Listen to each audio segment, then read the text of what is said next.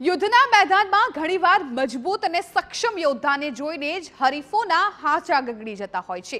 તેમાં પણ જો યોદ્ધાનું નામ દેશભરમાં સૌથી વધુ લીડ સાથે જીત મેળવનારા સી.આર. પાટીલ હોય તો તેની સામે મેદાનમાં કોને ઉતારવા?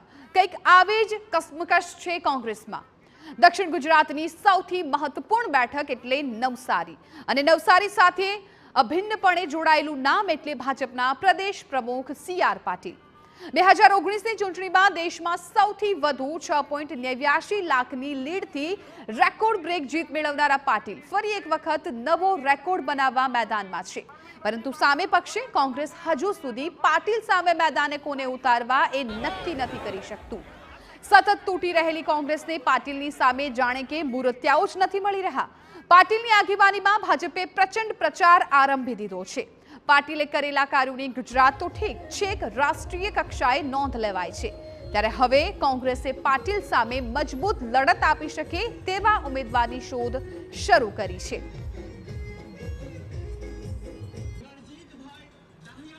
સી.આર. પાટીલ સાહેબના મત વિસ્તારની સીટ છે કે જે ભારતીય જનતા પાર્ટીના શિરમોર 1 થી 10 નેતૃત્વમાં જેમનું નામ આવે છે એવા નેતા છે, ત્યારે એમની સામે કોંગ્રેસ પાર્ટી ખૂબ જ વિચારીને અને દીર્ઘદ્રષ્ટિ વાપરીને કોઈક એવો ઉમેદવાર મૂકશે જે સી.આર. પાટીલને કડી ટક્કર આપી શકે। જે સી.આર. પાટીલ સાહેબ જે પોતાની રણનીતિઓ માટે જાણીતા છે, પોતાની કૂટનીતિઓ માટે જાણીતા છે, એમની કૂટનીતિને પહોંચી વળે અને એમની કૂટનીતિઓ પર પ્રહાર કરે એવો ઉમેદવાર અમારી પાર્ટી શોધી રહી છે। અને આ સીટ ઓબીસી વર્ગના વધુ મતદારો ધરાવે છે, ત્યારે આ સીટ ઉપર કોઈક ઓબીસી વર્ગને સાચવી શકે એવો ઉમેદવાર આપશે।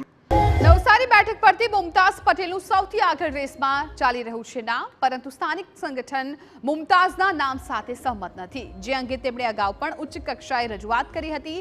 નવસારીમાં સ્થાનિક કોંગ્રેસી નેતાને જ ટિકિટ આપવાની માંગ હાઈકમાન્ડ સુધી કરવામાં આવી, પરંતુ હજુ સુધી કોંગ્રેસ કોઈ નિર્ણય નથી લઈ શકી।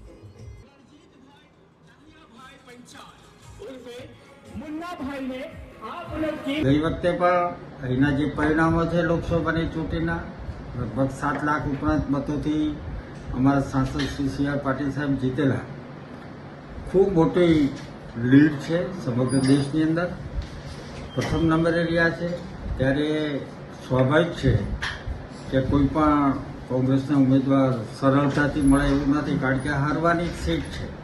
અને આ વખતે 7 લાખને બદલે 9 લાખ 10 લાખ મતોથી હારવાનું છે, ત્યારે કોઈ બલિદાન આપવા કોઈ તૈયાર નથી। અત્યારનું વાતાવરણ